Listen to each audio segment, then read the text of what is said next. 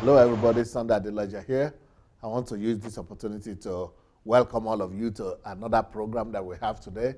This program is about DSA series.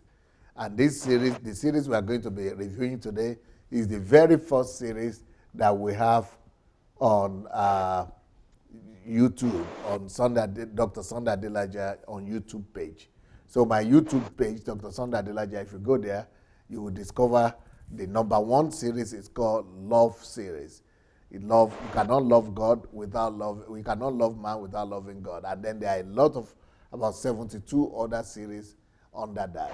But today we want to make it practical because we are talking about returning the message of love back to the Nigerian church.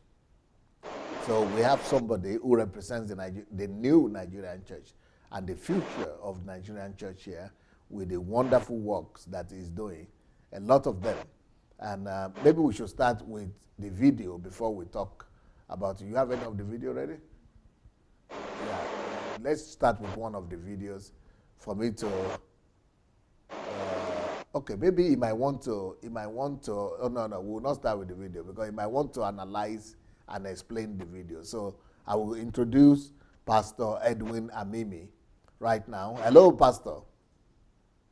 Hello, DSA. Yes. Good evening, sir. How is Abuja, Nigeria? Well, thank God for Abuja and thank God for Nigeria.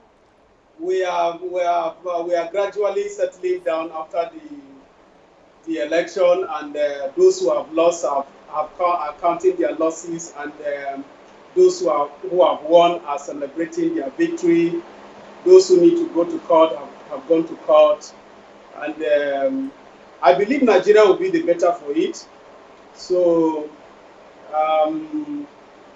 why is it that you are rather neutral, or you are not revealing your position too much for that election? Well, DSA, not that I was neutral. I did reveal my position, but probably it was not loud enough. You know, I mentioned at a point that for me as a person, I would have loved to support one of those new parties that was coming up. Yes. And I specifically indicated my support for Professor Kingsley Mugalu. Yes. I didn't hide it. Yes. So, but like as we know, which is very, very obvious, they don't have structures on ground. They did not do the homework that the others have done. So it's definitely going to be very difficult for them to win that election. But they did well. At least they were able to win. They have one person in the Senate. So, and I don't know if they got some other people at the state level. I will give some credit to Professor Kingsley Mugalu. I think they have a lesson to learn. Okay. Why is it? What do you think? Why is it that the Nigerian church mainly were supporting Atiku and PDP? What do you think? Well, what I think is that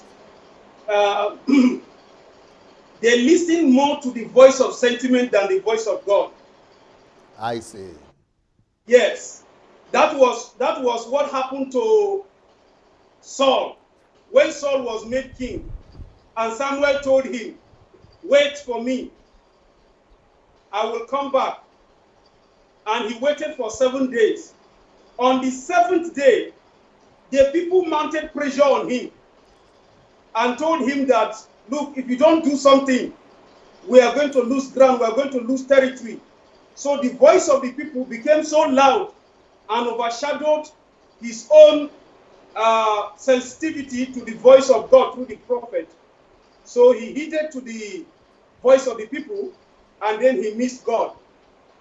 This is my own explanation, because everybody is crying out there, "Oh, we are suffering, oh, we are this, oh, we are this, oh, we are that." But people didn't really bother to find out what is the 2 + 2 = 4 of that suffering. What is the genesis? what are the underlying factors? What are the things that were missed? People did not really bother to look at that. So they were just looking at, oh, we're suffering, oh, we can't eat, oh, we're hungry. Yes, of course. So, but there were things underlying that people really needed to know. Why is it, some of my disciples who are following me were really very worried that I pitched my tent with Buhari, because they were really worried that, Pastor Sunday has made a big mistake this time. And that I even put it in Elijah Challenge. People thought that's a big mistake. Were you not worried? Well, you see, I've been following you for some time. When I saw the position you took in 2015, at that time, I sent you a letter. I wrote you a mail. Yes. I said, Pastor, when did you become a politician? Yes. Because then I didn't know that side of you. So, but after what happened in 2015 happened, and when I saw the position you took, I said, well, I know that you can't just take this position because others are taking it, or because maybe you know the people there. There must be a reason why you took this position. At some point, towards the end of the election, you remember I asked you a question. I said, how did you do your research? Yes. Because it was obvious that what you said and what you predicted, even though you didn't say God said, was coming to pass already. Yeah. And the big prophets, in quotes, were already missing it. So, yes, I was a bit concerned with the fact that I know that you are going to lose more followers through that. Yes. You are going to get more bashing, more attacks. Yes, more attack. But to be sincere, DSA, you are not the only one that took this position. Okay. I discovered that there are some enlightened elites in the country who also took the same position, but they were not bold enough to come out. Oh. They were not. In fact, sir, one of them, he's at some point I discovered that he took that position, and I knew he took that position, but his church members were on the other direction. Wow. So he's always not bold enough to come out and defend it in the public and all that. But you went all out to stake your name on the line, your reputation and everything, and it paid off. But why is it that Nigerians are always afraid of sticking their neck out? Come again? Why is it that most Nigerians, especially leaders, they are always afraid of sticking their neck out? Okay. Well. You see, the truth is that maybe they don't have a high level of commitment to their conviction, or maybe their conviction is not strong enough. The few that were able to even stick their neck out as to even give prophecy that the other guy was going to win, they did it probably to get cheap popularity. If those prophecies had come to pass, more people will line up to go and see them. More people will pay homage. Maybe it will result to more followership and maybe more tithe and offering. So my conviction, my belief is that their conviction is not strong enough for them to stick out their neck. But the Nigerian church people, it's like they are always hesitant of making their position clear. Yes, yes, of course, and it's a culture.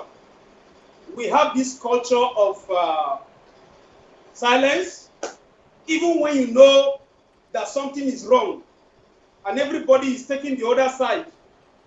Uh, for only you to come out and stick your neck, is going to be, you are going to be seen as a strange person, you know.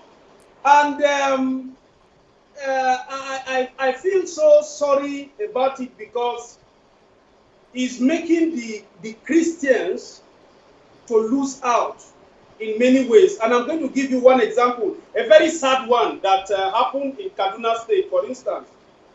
The southern Kaduna people, because of their obvious Christian position.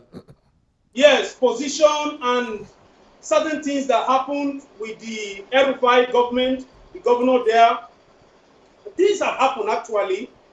They could have reasons to take the position they took. But I didn't think it was wise of them to decide that none of them should vote for the governor El-Rufai. And so what the guy did was, before the election, before even the primary, he sampled opinion from the southern Kaduna people, and he discovered that they made up their mind that they were not going to vote for him. So what he did was he decided to get a Muslim candidate, this time around a woman, who I don't know whether she's from southern Kaduna or from other place, but she is also a Muslim like him. And they decided to run together. When the moment I saw that, I knew that the southern Kaduna Christians were going to miss it in big time, because I knew that the guy was going to win that election, even with the Muslim ticket, and that if he wins that election, he will make a statement that the southern Kaduna Christians are irrelevant. Their vote is irrelevant to his victory. And that statement has been made. Yeah. Very sad. Very sad. And they have lost out. He can, if he decides not to be magnanimous, he could say, well, you guys didn't vote for me, so I'm not going to consider your people or for appointment or whatever, which is not the best, which shouldn't be the ideal thing. But the truth is that they lost out. For instance, if there was the no southern Kaduna people went and took the position that southeast Nigeria is taking. They behave like the southeast people. Yes.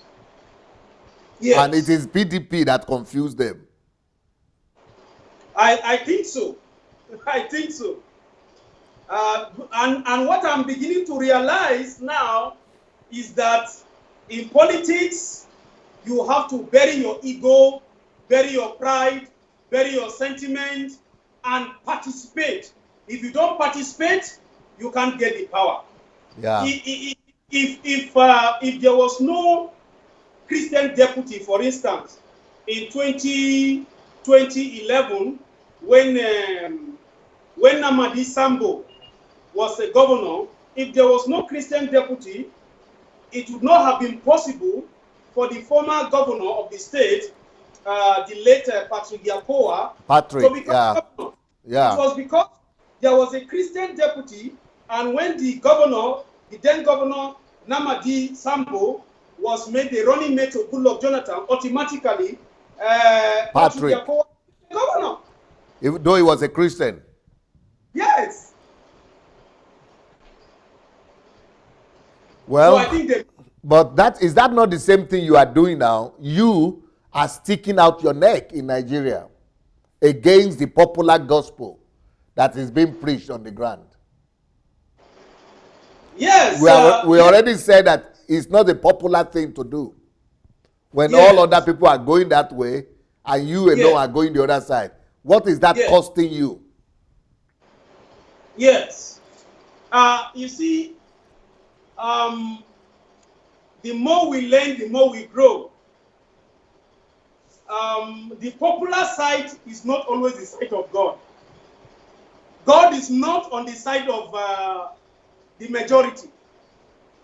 God is on his side because Jesus said that narrow is the way that leads to life, and broad is the way that leads to destruction.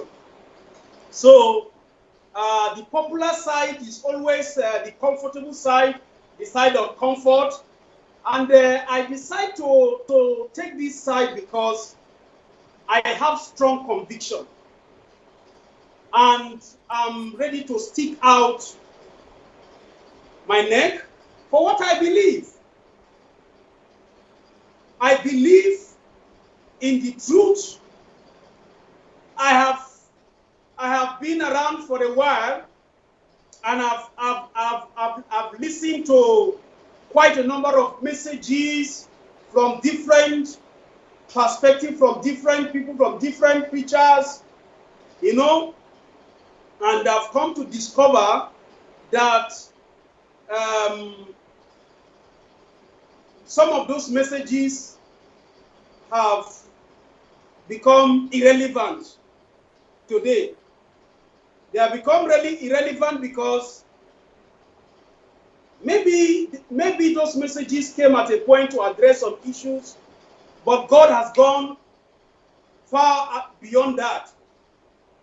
And some people are left behind still preaching about those messages, those Old Testament, making reference to certain things that happen, and not inferring them to their New Testament fulfillment, not inferring them to Christ. Sometimes when I listen to those messages today, they sound like chaff to my ears.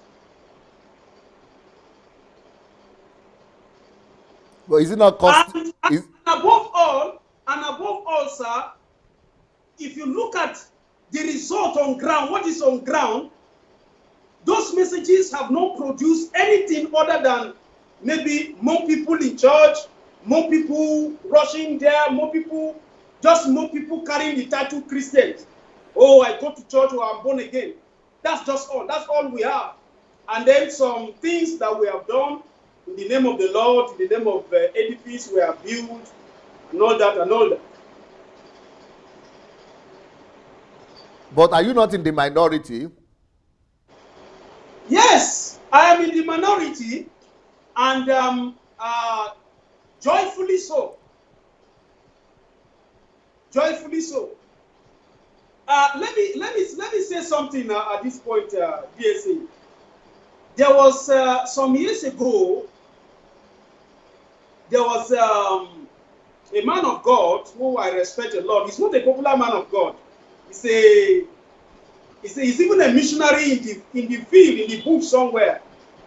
He gave me a prophecy. He made a prophecy, and I still remember this prophecy. I don't forget. He told me. He said that I should dare to be different and not follow the crowd. I should dare to be different and not follow the crowd. That message has been like an anchor to me. Each time I remember and look back, I remember that message, I draw a lot of strength from it. In fact, I know that I am part of the revolution and the reformation that is going on in this country, not by default, but by destiny. What are the disadvantages in being a lone voice? The disadvantages. Yes, there are disadvantages, and some of the disadvantages is that you are alone. You lose the the fellowship of close friends that you have known in the past, people that you have been friends together, you have shared close fellowship, you lose their fellowship. People don't regard you and regard what you do as important, because as far as they are concerned, what is important in their eyes is what is loud and what is popular out there. And sometimes you lose some support that ordinarily you should get because of the position that you have taken. So, but I've decided to count all of that as part of the price that one needs to pay for being on the path of truth. Talking about love, when we are talking about the love and love series. What did this love series do to you? This message of how did you understand that Nigerian church doesn't have love? Wow, beautiful.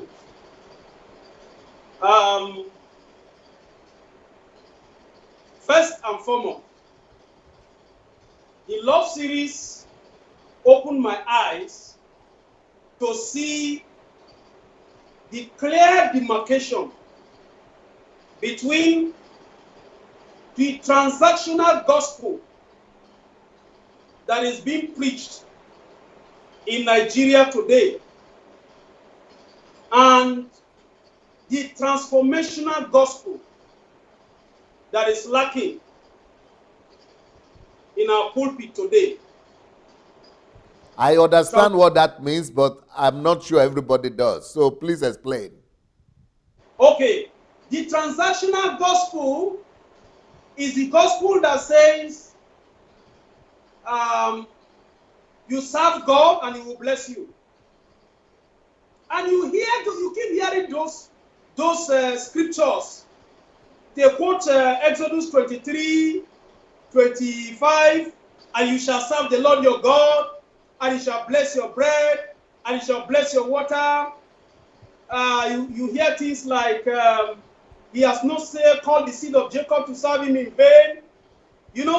So the people's reason for going to church becomes what God will do for them, what they can get from God, not what they will become. And God's purpose, God's ultimate purpose for mankind is not even to do, but to become. To become. God created us in His image, to function in His image, to operate in His image. And Jesus Christ was sent as a prototype of the human race, the kind of person that God wants all His children to be. And He became the first begotten Son, and we are supposed to be conformed to His image. We are to conform to His image, and that is where the transformational gospel should come in. But we in Nigeria today have not been preaching that transformational gospel, and because that transformational gospel is missing from the pulpit, the transactional gospel is a gospel that takes away from God, takes away from the poor people, takes away from the society, and does not give anything in return. And so you have a country that bleeds. You have a society that is not functioning, because everybody wants to take. If I tell somebody in church, the reason why you are coming here is that God should bless you, And that is what occupies the person's mind.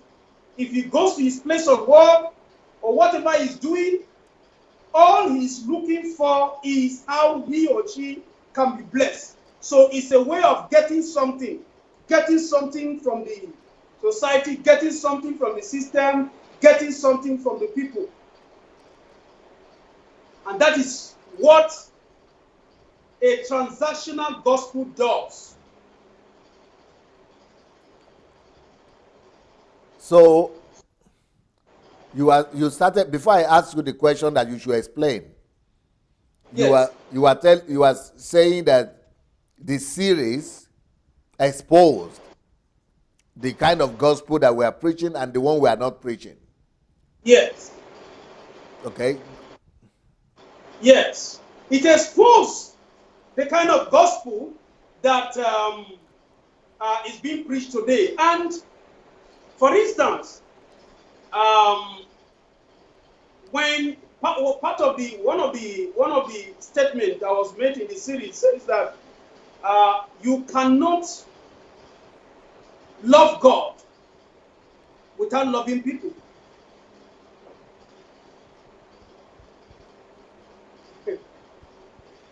All along, the understanding that we have here in Nigeria is that to love God is to maybe give God something.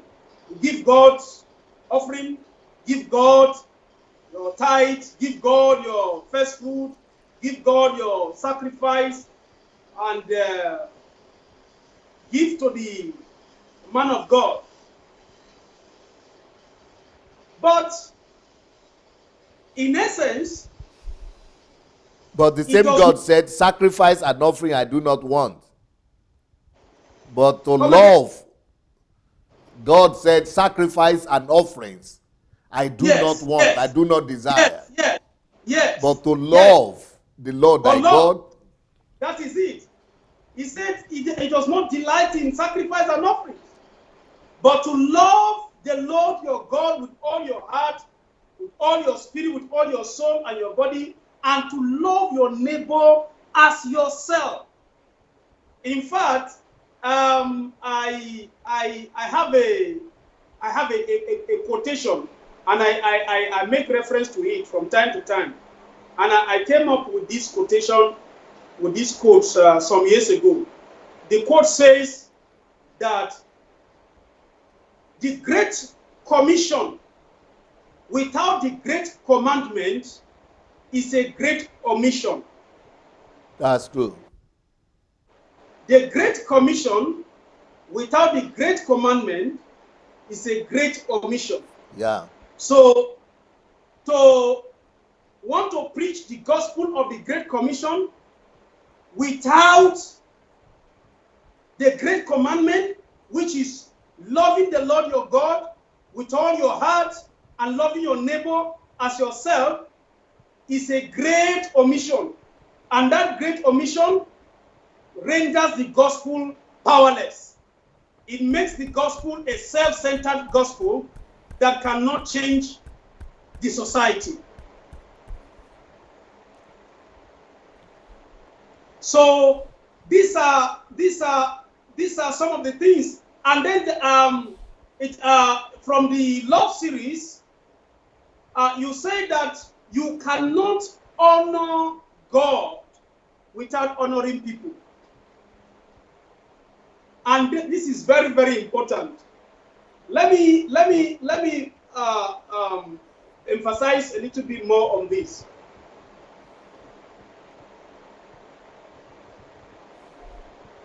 I remember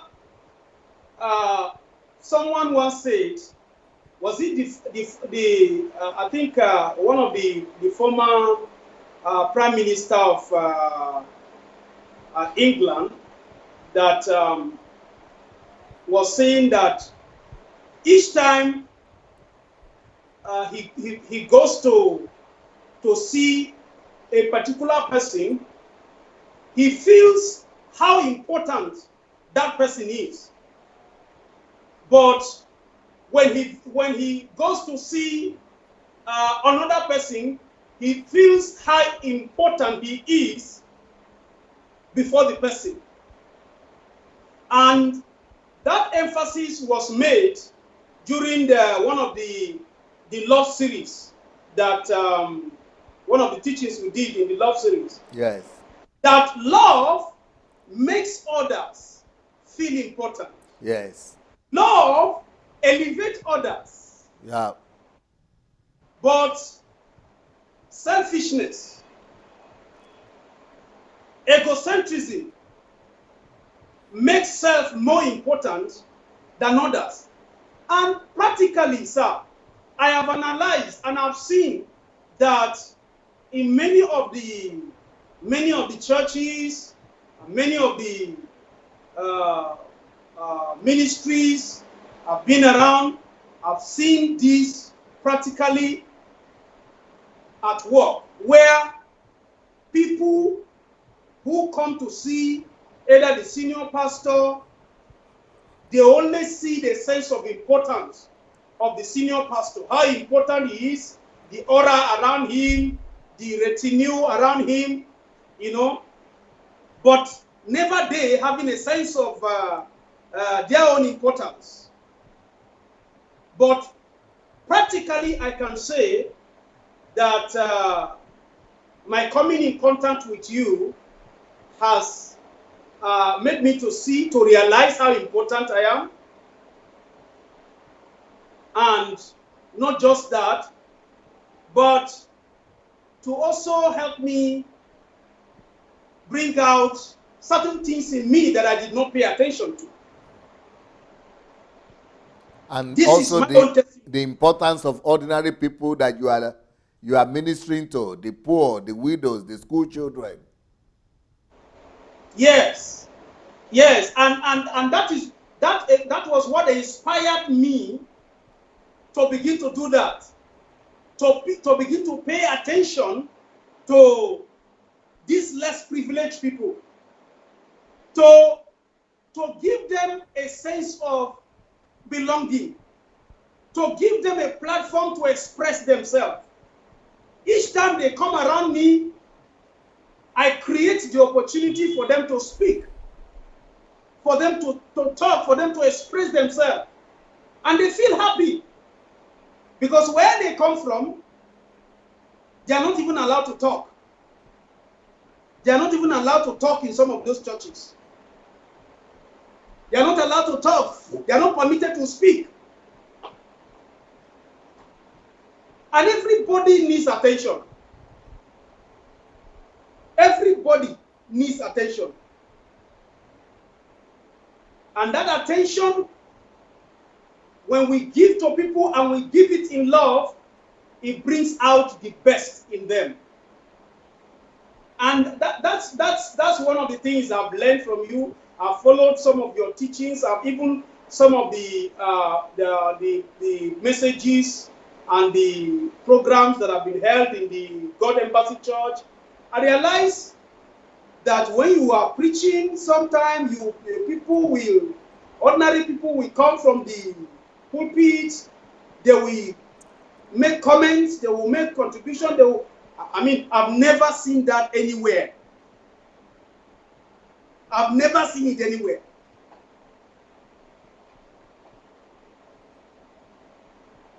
I've never seen it anywhere. I see a video of you giving something out to some girls and a woman. What is that? Okay, well, that is the support that was given through our ministry to some students in one of the schools that we have visited. There is someone on this DSA family who reached out to me and said that, look, he's quite impressed with what we are doing and decided to support that we should also reach out to some students who are not able to pay their school fees. And in the schools around this community. There are many of them. So we paid their school fees for this term. We paid their school fees, including Muslims. What about the woman? What about the woman in yellow? The woman is the what we call the bossa. Okay. She's the one. She's the bossa of the school. So we have to pay the money directly to her, because we don't just want to give the money to the students. It's most likely they might not even pay it. Something else can happen to it. So we have to pay it directly to the bossa, and then she also took us to the principal.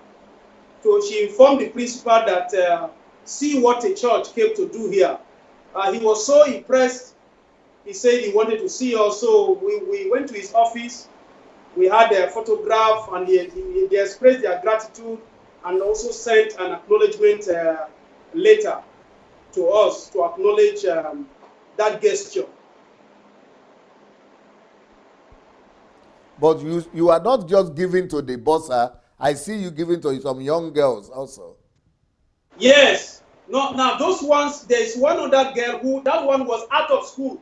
She has not been in school for some time. She was out of school. So that one, we also paid her school fees for her to go back to school, to register her to go back to school. She was around with the dad, but because she is the one that is directly in question, so we gave the money to her, but it was the father who went to do the. How old is this girl now? Hello, she's about 14 years old. 14. So she's going to secondary school? Yes, she's going to junior secondary school. So she stopped at primary school? Yes, she stopped at junior secondary 1 or so, junior secondary 1 or 2. She was brought from the village, so she came around to this place. She has not been to school. Is she from where? Is it from where where Boko Haram is? No. She's from Kogi State. So all kinds of people come to Abuja? Hello? So people are coming from all over Nigeria to Abuja area? Yes, of course. People are coming to Abuja with the hope that Abuja is going to be they are going to have a greener pasture in Abuja. Abuja is fast growing in population. The infrastructure is being overworked. So in fact, more people are still coming, and more people are still going to come. But when they come to Abuja, they meet with the reality that Abuja is not as rosy as they think. Abuja is a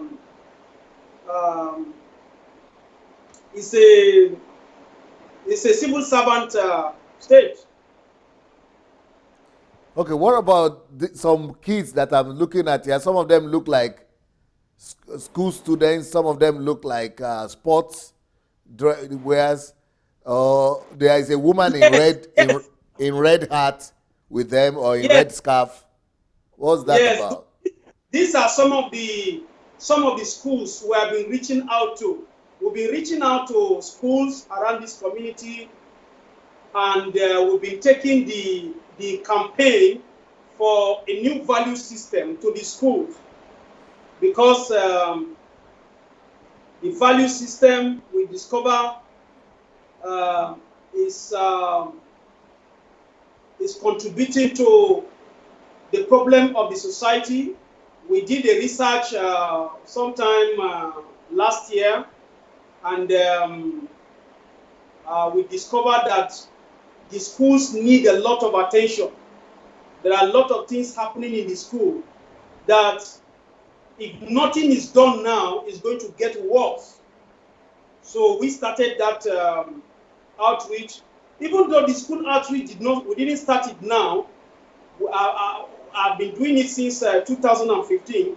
But with the understanding I got through your teachings, I discovered that what the school needs and those students need now is a new value system that will make them to think different. And if they can hear this message of the new value system now for the next 5 to 10 years, then we are going to have a different set of people that think differently in the nation. So that is why we go to schools, we reach out to the schools, we talk to them about the need to have the right values.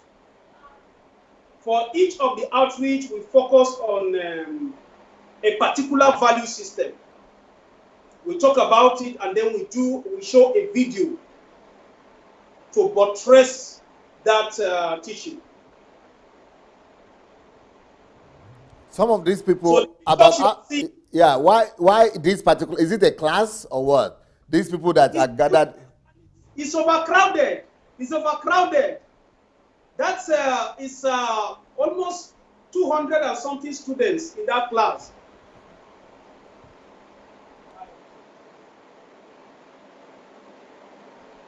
But I'm only seeing a few people in a room with a lady in glasses and red scarf. Okay, those ones were after we finished the program. We just had a few snapshots with some people in one of the teachers in the school. But there are other pictures. There are other pictures where we have the entire students in that particular. In fact, not even the entire school. It's a group in that school. It's a group. It's a fellowship group. So we minister to that group, and in that group, there are close to between 250 and 300 students. How often do you do that? Every week.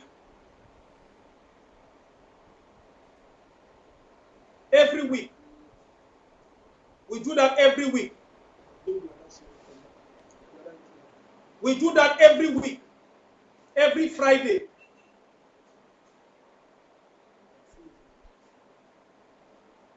Every Friday. Beautiful. Yes. Do you have any responses? Any? Yes, we have responses. Last 2 weeks, one of the schools we went to, we were able to have like about 89 responses. Yeah, what are they saying? 89. 89 out of 250 students. What were they saying? They are embracing the message, and they are also, for them, they've never had something like this. Nobody has ever come to even talk to them about something like this. For me, and I didn't know these things 10 years, 20 years ago. I didn't know these things. I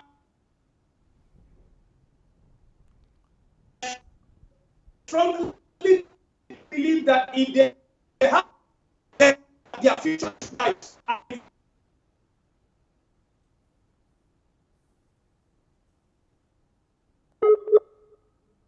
All right, now it has started. The network. On Avenos Korapayavisa. Okay, while we are still waiting for him, his network is having some challenges, some trouble. I would like to call upon people who are watching right now to go ahead and share this message. Share. And those of you who want to contribute or call into the program, I would like to inform you the same way we normally call. Go to Facebook Messenger and look for Move Agents.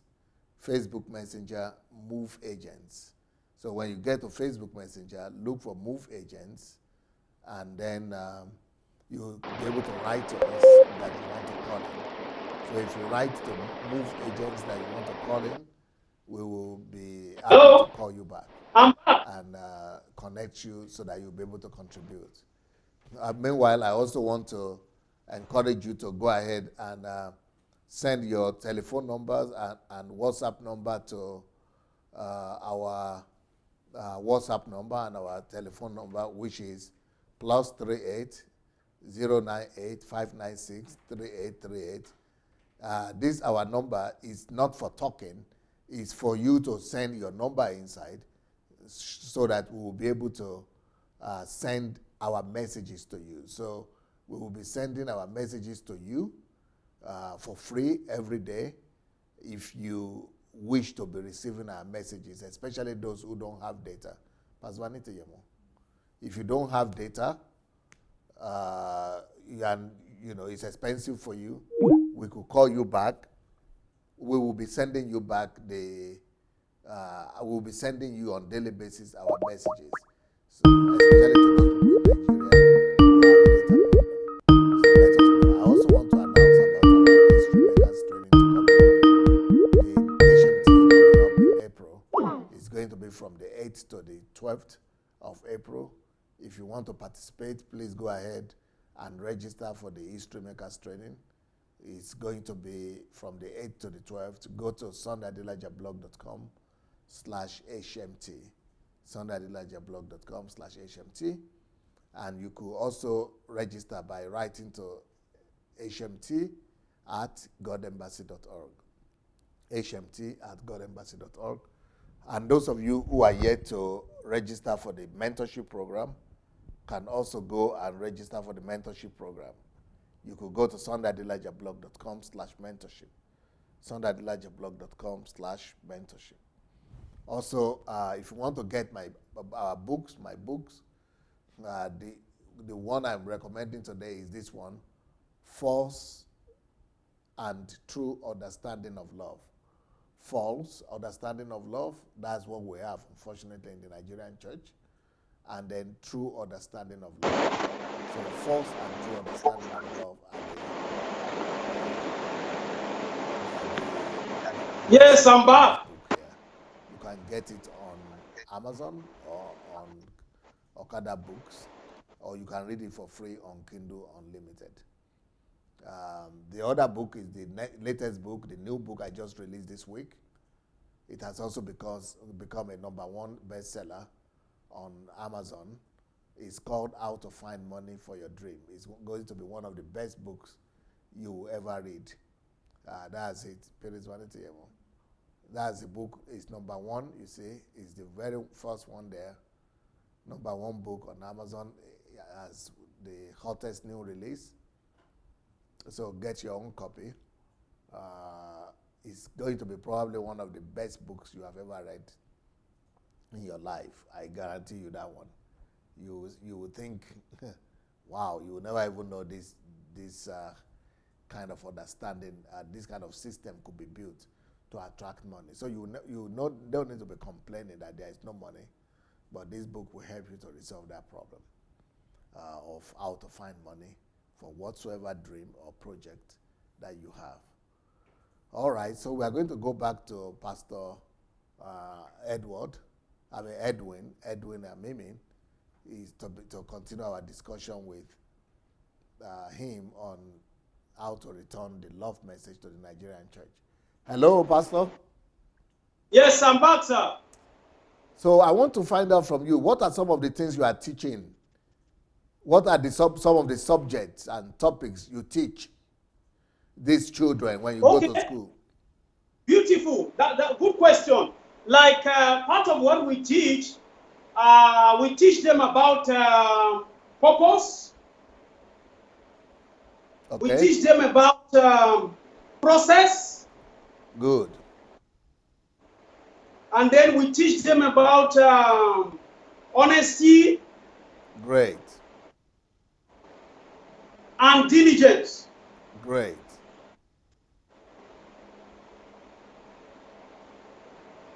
These are some of the things we teach them. Excellent. Excellent. And when we teach them, we also back it up with some videos that make them see the practical aspect of the message, and we give them the opportunity to make input, to share their view, to share what they have learned. And I can tell you that we are influencing this community through that.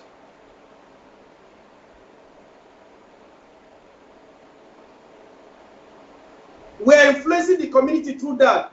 You see, it is now I understand. It's very clear to me why a church-centered church is not relevant in the community.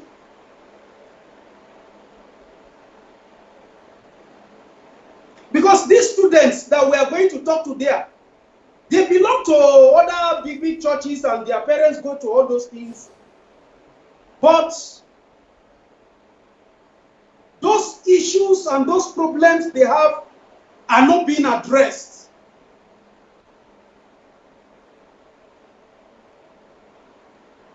They are not being addressed.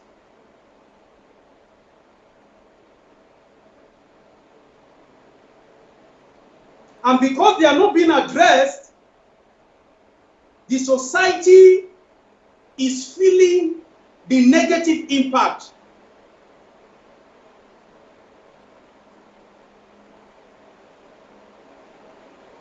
One of the schools we went to recently, that was yesterday. We went to one of the schools yesterday. It's even a primary school. While we were there, another school reached out to us that please, we should come to their school. This particular school belongs to the Nigerian police, and that is where they have both Muslim and Christian students. It's a combined school. The school is under the police command. They reached out to us to come there and talk to their students.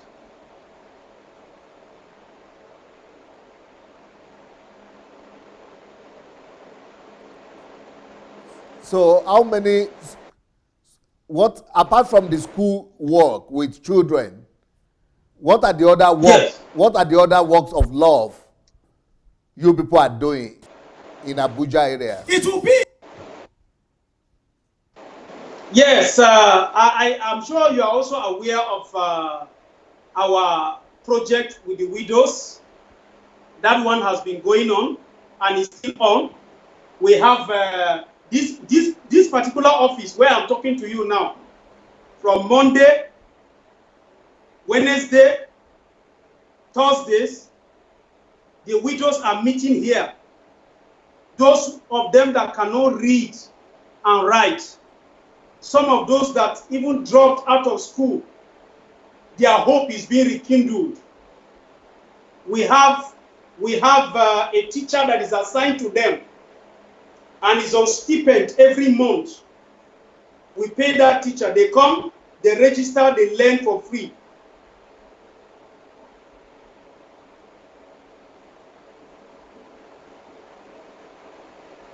Then also, in addition to that, we are also doing a training on changing the mindset of the widows, because that has been one of my biggest challenge. My biggest challenge, TSA, I must tell you, is that I need to change the mindset, the way some of them think. Because if you don't change somebody's mind, putting money in his pocket or solving his immediate problem will not change the life of the person. And I found a lot of stuff, a lot of materials in your books to do that. I found a lot of materials to develop that teaching, to do that. So my biggest challenge is to change their mindset, to change their thinking.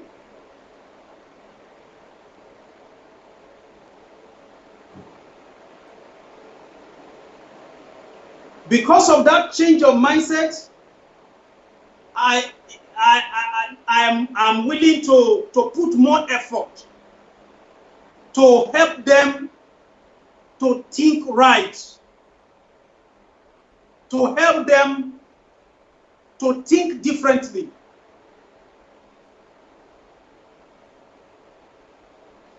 There are those of them who believe that, well, they just come, they have a need, they need food to eat, or they need money to support their children in school, or they need money to pay their house rent.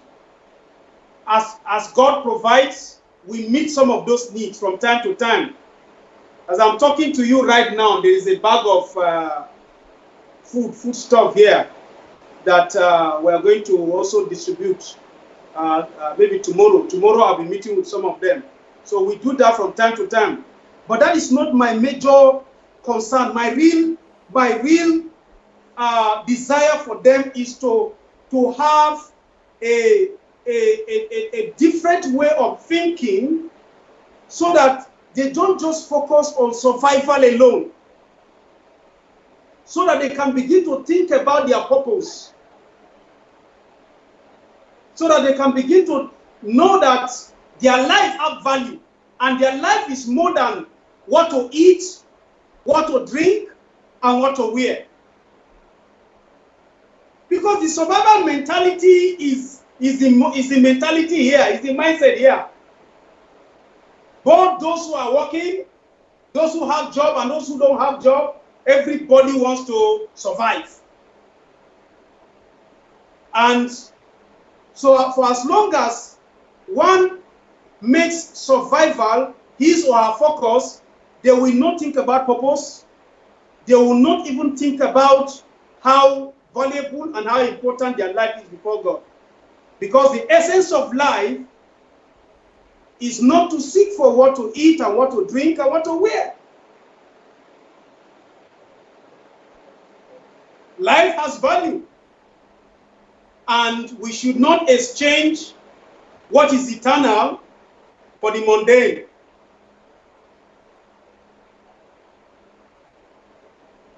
So that is just like we learned in your mentorship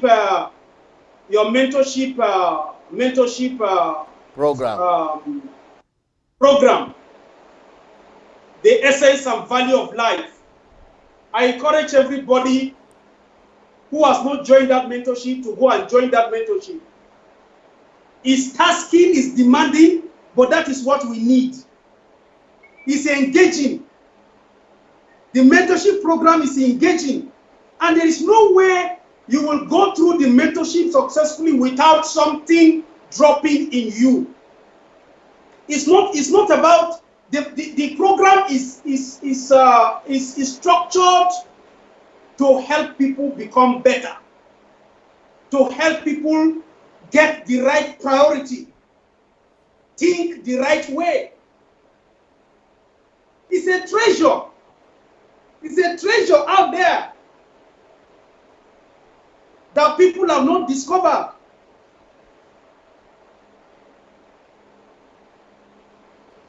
I used to receive your mentorship article some years ago. Yes. It's nothing compared to what is there now. Yes. Yes. In fact, DSA, I will even recommend that mentorship program should be inculcated in our educational system. in our universities, it's going to make a world of difference. Because the school system, people just teach, teachers just come, they just talk, they just go, they don't engage. There's no engagement. Dare say, I must sincerely commend you for your style of writing. Your books are not just meant to be read. They are meant to be studied. They are meant for personal engagement. When you have questions to answer, you have golden truth, you have lessons learned, you have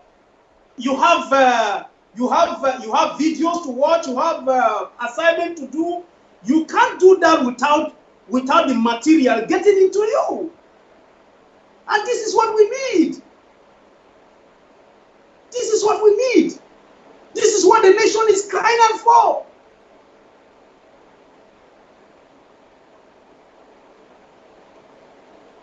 That is the process we are talking about.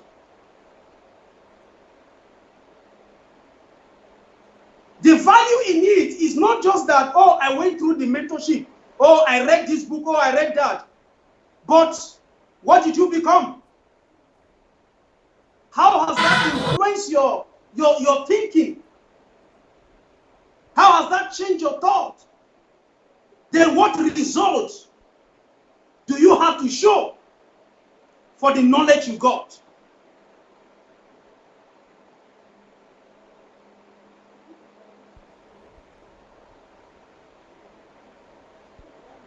Apart from the, we'll still come back to the topic of the books, but apart from the widows, I know you still do some other works. You go to hospitals and things. Or is it, what do you call it, where people are Yes. where people are, is it hospices? Yes. Yes. Tell us about that too. I'm not hearing you clear. The audio is breaking. I said, I know you also do some other work. Hello? You also do some other work apart from the widows, like going to the Yes. hospices and other things. Yes. What are the other good works that you are doing? Yes. For my, let me say from 2003, I've been involved in hospital outreach.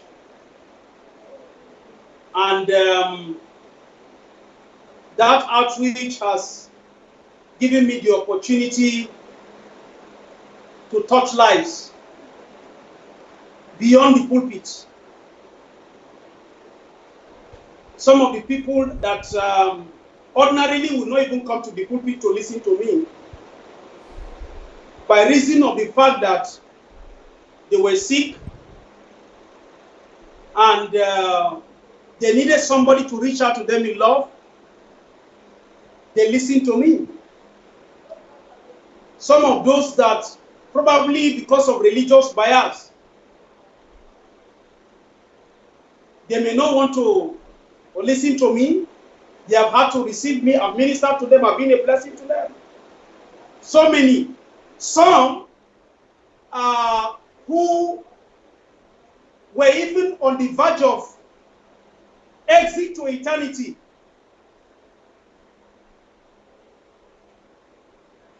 I've had the opportunity to minister to them and prepare them to meet their Maker.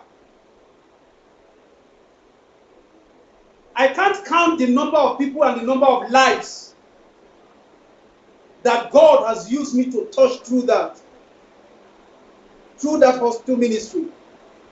Even including Europeans who came to work in this country, foreigners.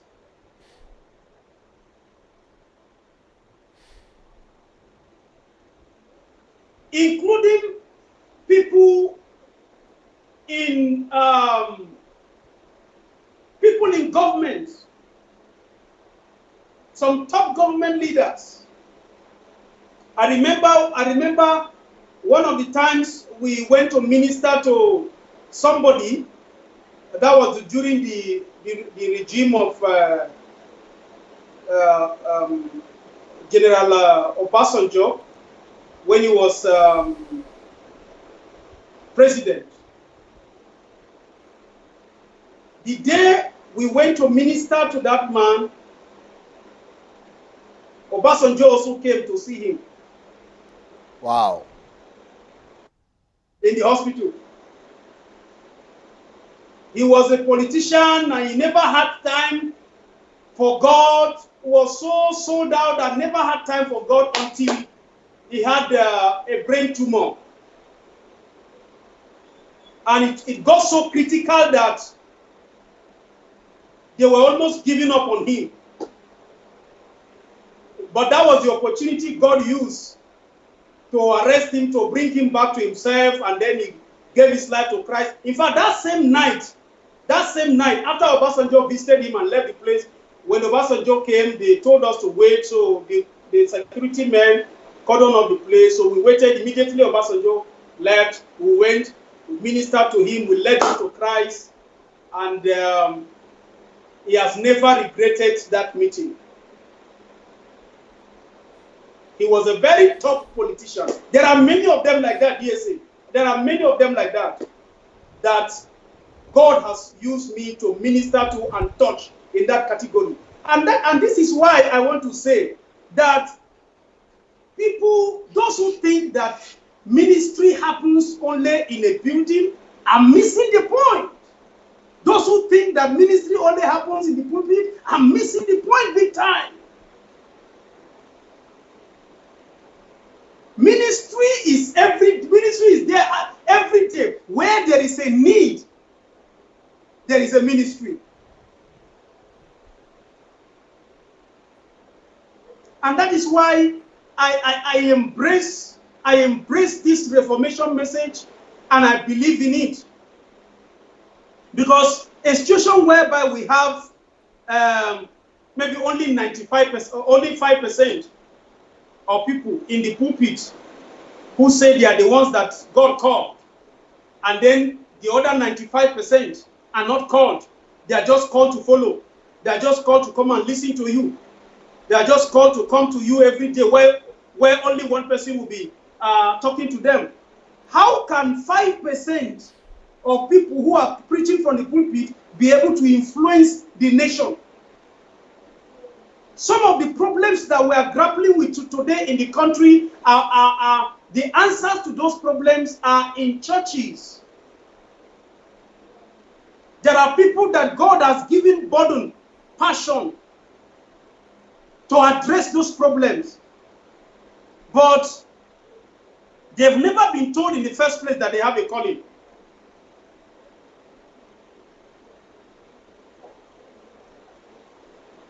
So the best some of them can do is become ushers in the church and become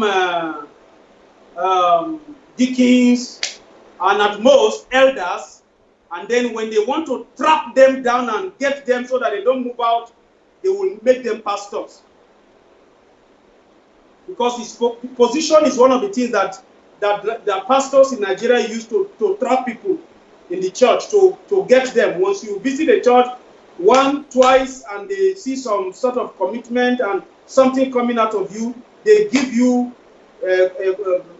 position or give you something and use that to hold you down, so that you don't move. All these things that you are doing,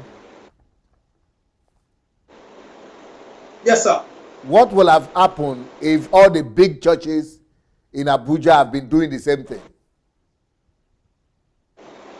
Sir, we will have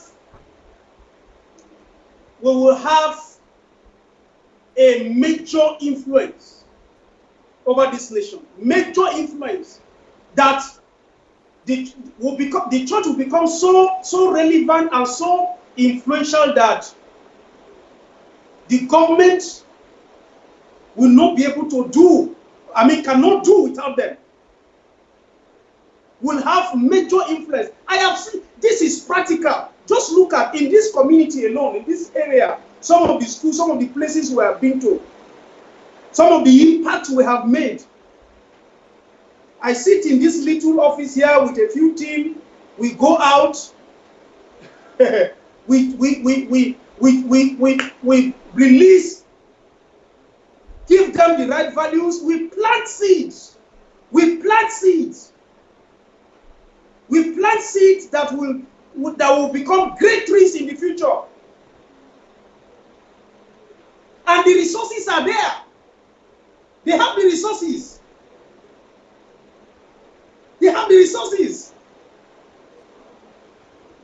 What are they using? Even yes. Some of the ones that some of them want to do, at the end of the day, it will end up at maybe cornering the people to come to their church, to be geared at making the person to come to their fold. You see, that's why this love series, I will encourage every Christian to go and take time and do solitude with this love series. There are three major things I picked. 3 levels of love. Loving your neighbor as yourself, that is the first level. Loving those who don't deserve to be loved. Loving your enemies. And then the highest level is esteeming others better than yourself. If the church will carry this message, if we all will carry out this message, we will not be looking for people to come and give their life to Christ willingly and willfully. They will, because the message of love, it speaks to the very essence of humanity. We are product of love. We are creatures of love. We are made by love. So love responds to love.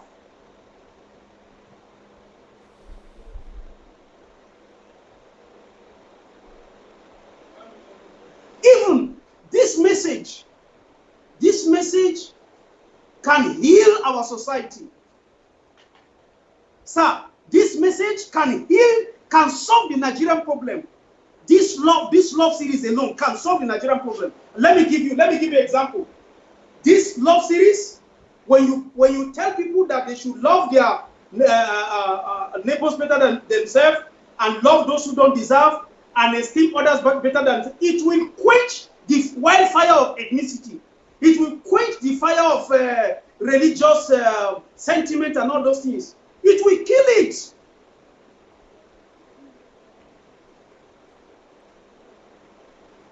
That is what will change the nation.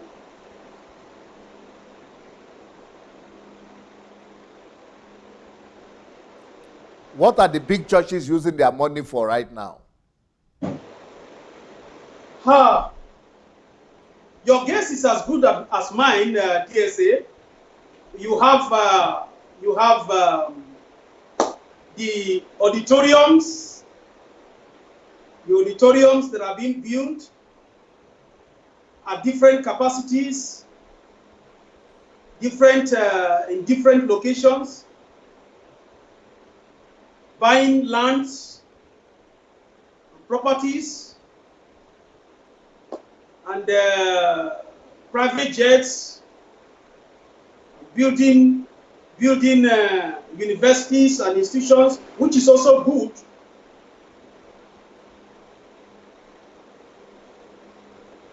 But we need to get it right.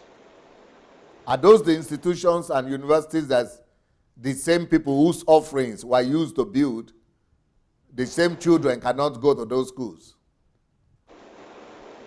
Of course. And I think part of the reason why they do that is the concept from the beginning and the management system on ground.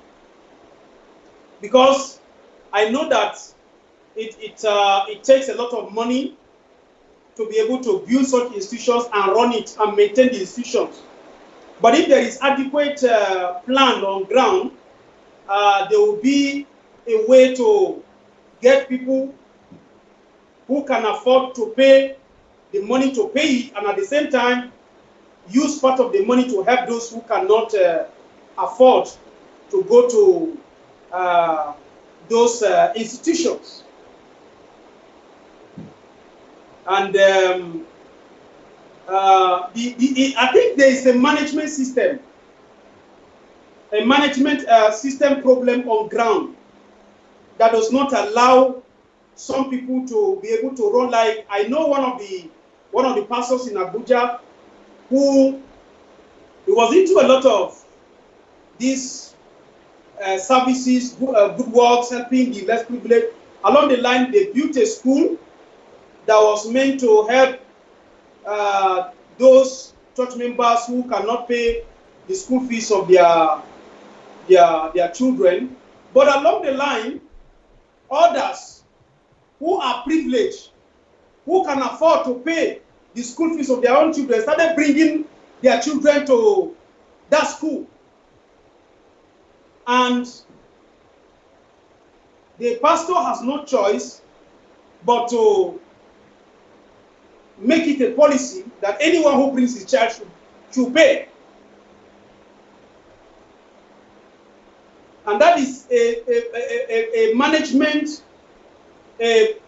managerial problem that I see in the system. If they are able to put it right and strictly adhere to it, they will still be able to run it and be able to help those who cannot afford to pay for the school fees of their children to get to that school. I also heard that a lot of churches in Abuja are into what they call packaging in Nigeria. Packaging.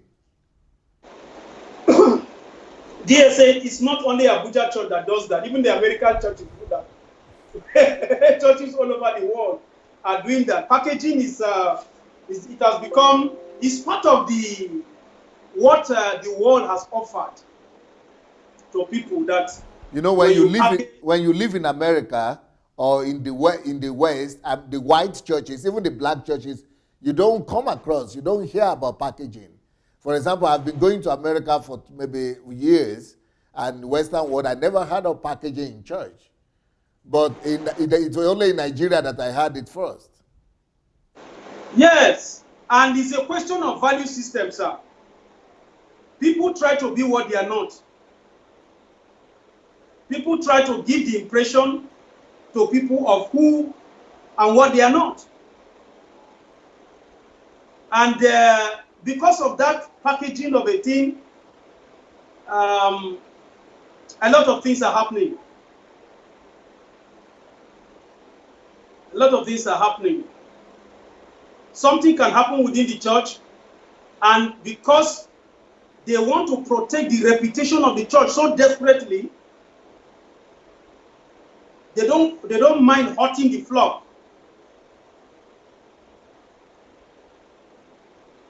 They don't mind wounding the flock in order to protect the reputation of the church. Packaging is just a way of giving people a false reputation of who one is.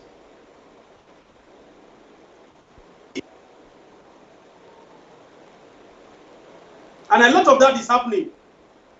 But that takes money, isn't it? Hello? That takes a lot of money. It takes money. It takes money, TSA, and that's where the problem is. That is why, even, for instance, if you build a mega structure, like some of those ones that we are seeing around, to be able to maintain it,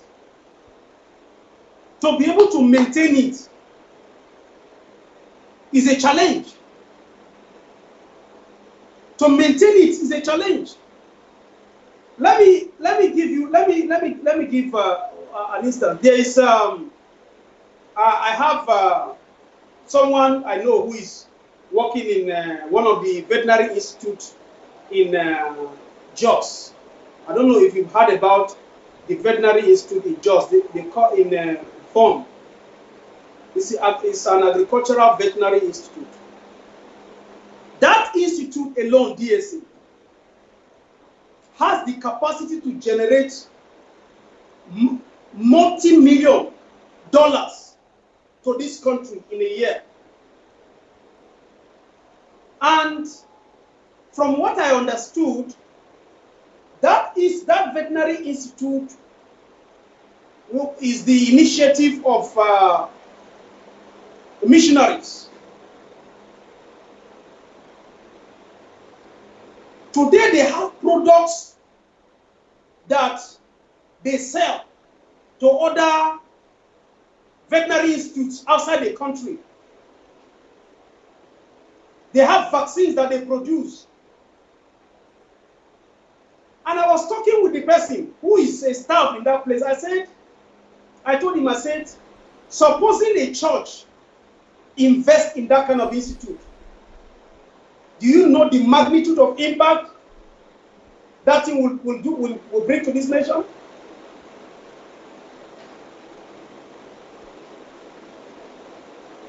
And he kept quiet for a while. He said, it's true. When you come to Nigeria, I'm sure you have been to Jos. Yes. You need to find out about that veterinary institute in Jos. It's a huge institution that has the capacity to bring in serious foreign currency to this country. It's huge.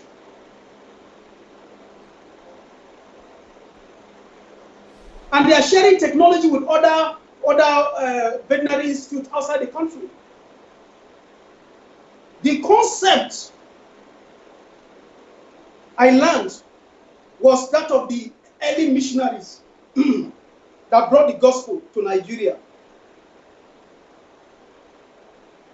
That their concept and their brainchild is still standing, is yielding. In fact, they are generating money to this country.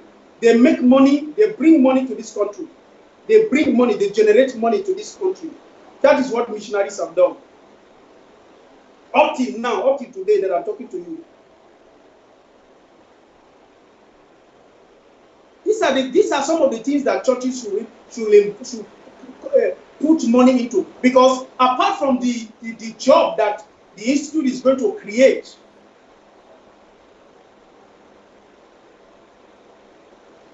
lives are going to be touched, lives are going to be transformed.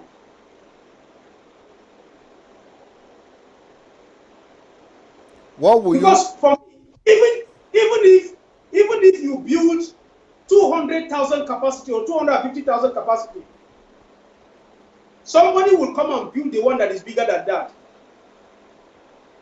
And that's, I begin to think that it's either maybe there is something that is not right, or there is a sense of a spirit of competition. And to be able to build those projects, they will tell you that the members are not under pressure, the economy does not affect it. It's not true. People paid, people worked, people gave. They will come to the pulpit and say that, look, the members are not under pressure when the building construction is going on. It's not true. The money is not coming from heaven. God is not throwing the money. The money is coming from the system.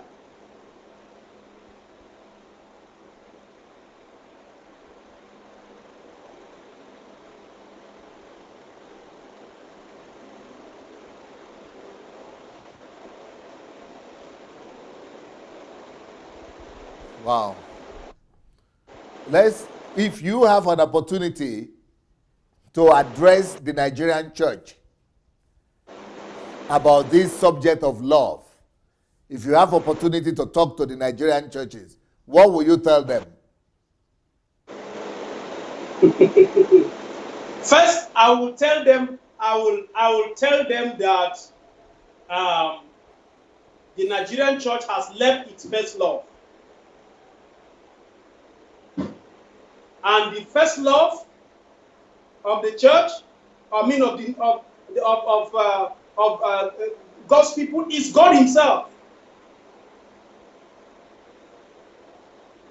And if you miss out on the first love, you have missed the foundation.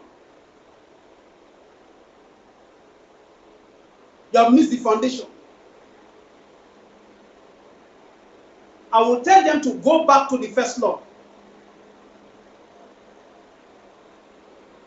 And go back to the message that brought Christianity to Nigeria, because what motivated some of the early missionaries to come to Nigeria was sacrifice. A number of them died and were buried in this nation. For sacrifice. They laid down their lives. Nobody wants to lay down his life.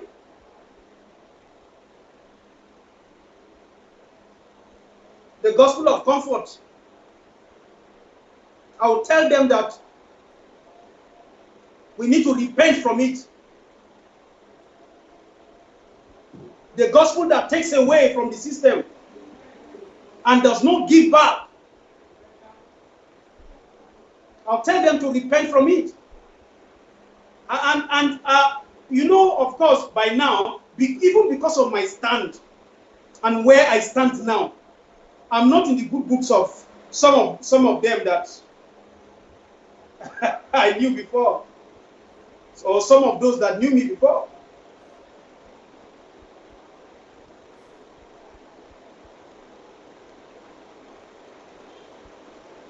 What are the books? You are talking about some books in the beginning, that the books, my books, have been a blessing, that the schools we need to read, the mentorship program, the books. What are the books you think can really help revolutionize the Nigerian church or the Nigerian society?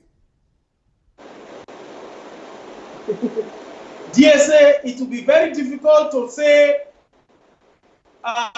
only one or two books. There is no book you have written that the Nigerian society does not need.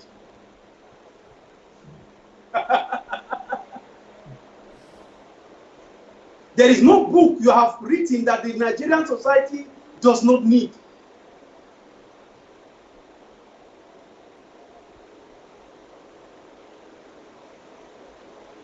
Because your books are books that are written out of as solutions to address problems. They are not just written for the sake of writing and maybe passing out information. They are not just out there to pass information. But those books probably have been written because problems have been identified. So the books now came as a solution to those problems. That's what makes those books different. And that is why they are bestsellers on Amazon and some of the online bookshops. Because they have practical solution to real problems. Not books that talk about some mysticism, some abstract things that you cannot put one or two together to address something. In fact, there are some books I have read in time past that I don't want to even go back to them and read them again, because truth has overtaken them.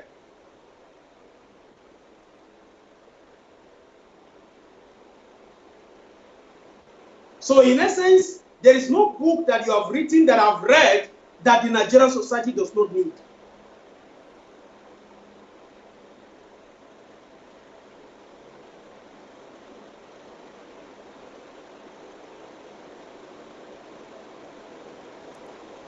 What would you like to tell the people who are on the platform and are listening to us now either from Nigeria or from all over the world? I've said it at the beginning, and I want to, in the course of this broadcast, and I want to say it again, that let's go and listen to that love series, because God identified himself as love. Love is God, and God is love. The absence of love in the society is the reason why every society is grappling with the problem it's grappling with today.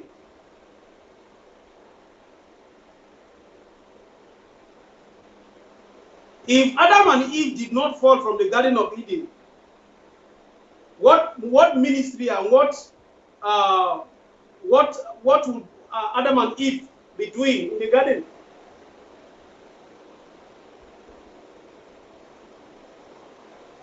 Love, working with God, carrying out his instruction, fellowshipping with him, and taking care of the territory. So my message to everyone that is listening out there is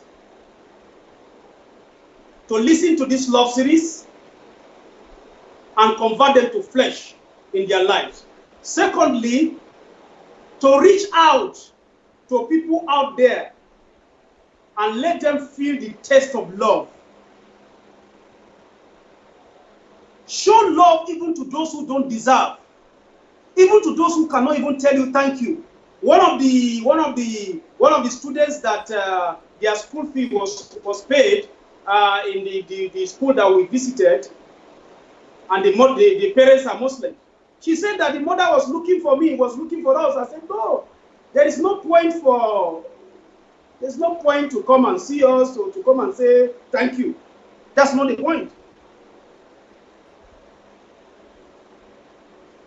We should reach out to those even who cannot reach out in love, to those who cannot say thank you. That is how to actualize the message. That's how to make it flesh. And let's reach out to those we call enemies. What do you do to an enemy? Love the enemy. Pray for the enemy. Wish the enemy the best. You see, people have problem with some positions you take because they don't understand where you're coming from.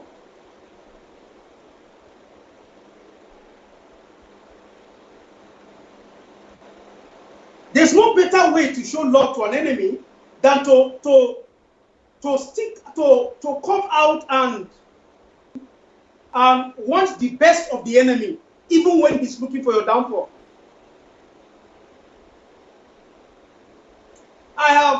A lot of people have said things and written things and done things concerning you on the platform. There was never a day that you came out to say, oh, let God cause this one or this to happen to this one or this one.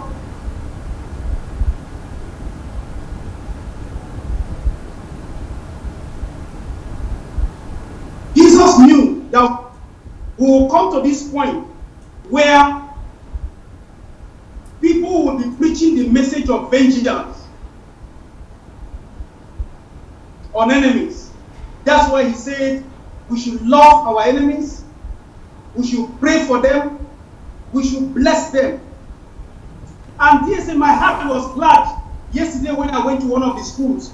It's even a primary school. And a little boy, one of the little boys that I called out, after talking to them, and he was saying that, look, he will help his enemy. He will feed his enemy. He will bless his enemy.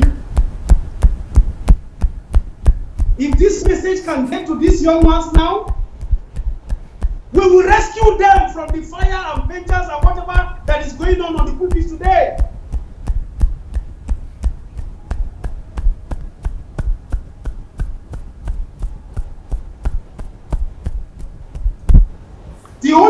to overcome hatred is with love.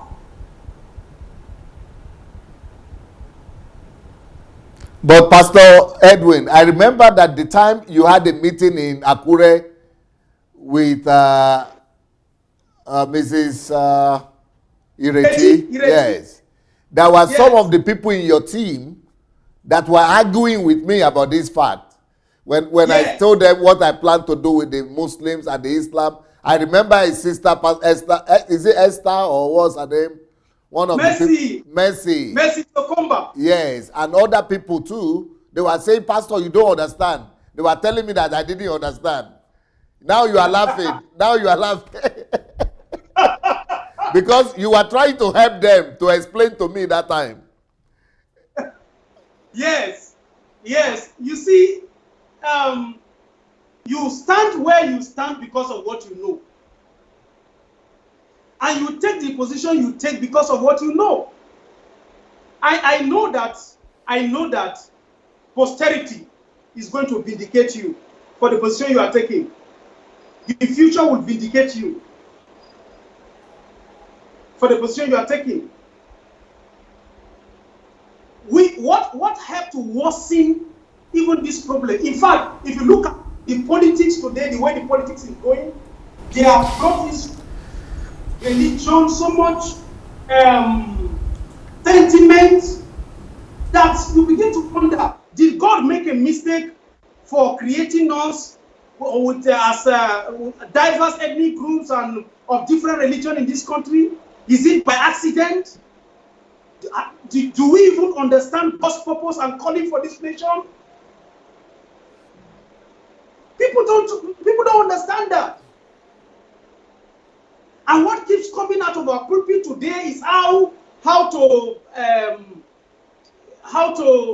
pay back, how to fight. I mean, these messages continue to create negative atmosphere in the country. Atmosphere of suspicion.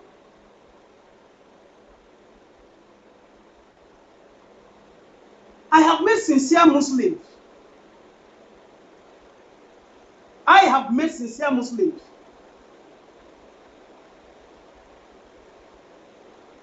During the election, let me tell you something that happened. During the election, in Abuja here, there was a lady who was injured. I think maybe they macheted her or something. And I strongly believe she's a Christian. Do you know the person that took her to the hospital? He was a Muslim. He carried her in his car and took her to the hospital. And even some of the security men could not carry her. He took her in his car, took her to the hospital. And he was telling her that you will not die in the name of God. You will not. He's a Muslim. He picked her from the street. He didn't know her.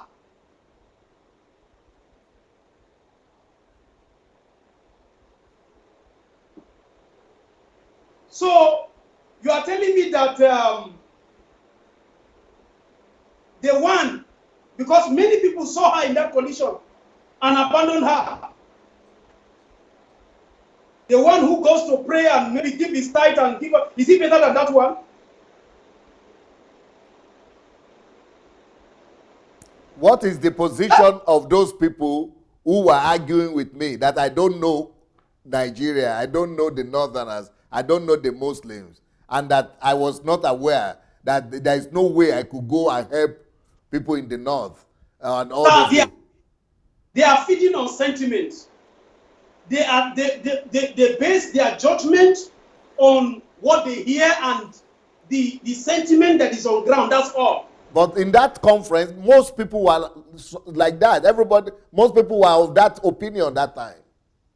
Yes, they were of that opinion.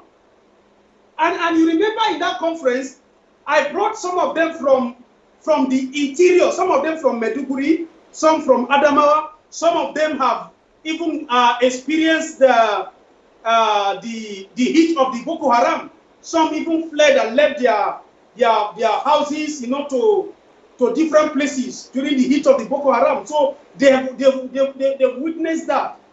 But you see, because what has been sold out there, the kind of messages that have gone out there and has created that mindset. And some of them had reason to justify their position. Some of them had reasons to justify their position. But our reason cannot be stronger than the position of Christ.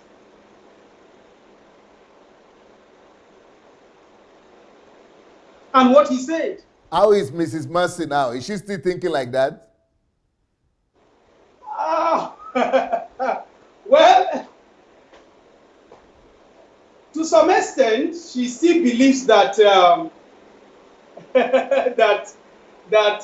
our people, that those people are out to Islamize. Islamize Nigeria. Islamize Nigeria. That is the notion out there, that they are out to Islamize Nigeria. And if they really want to Islamize Nigeria, there are other ways they can Islamize Nigeria without jihad, without whatever. It's just to simply capitalize on the weakness of the church. Some of the things that the church is neglecting, they capitalize on it and step out to do some of the basic social responsibilities that the church is supposed to do. Then they find they get a grant to do that. So it will be an indictment on the church to be on ground, and that agenda thrives. A lot of people are still having that mindset, by the way. A lot are still having that mindset, and it's still being sold out there. From the pulpit. That is ignorance. Ignorance is the strongest, is the biggest challenge that we Africans have. And like you said in one of your books, the worst form of ignorance is ignorance of our own ignorance. When you are ignorant and you know that you are ignorant, you are better off. But when you are ignorant and you don't know that you are ignorant, that is a critical case.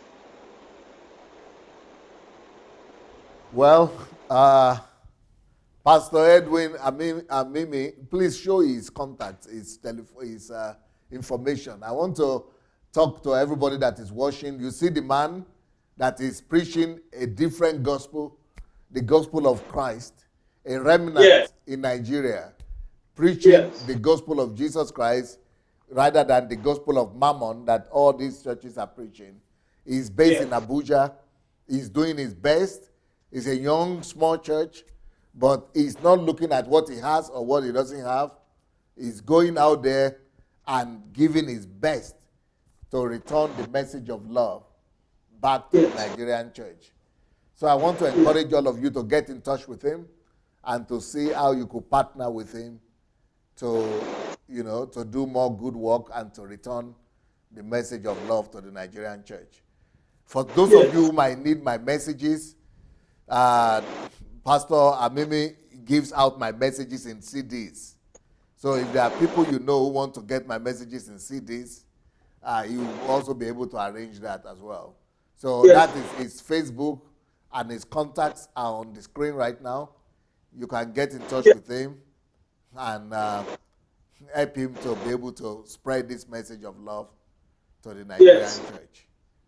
Yes, and I also want to use this opportunity to thank and appreciate you for giving me this platform and this opportunity to for people to know what we are doing.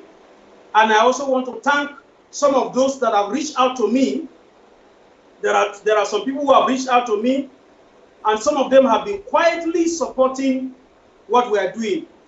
They are quietly supporting. They don't make noise. They don't.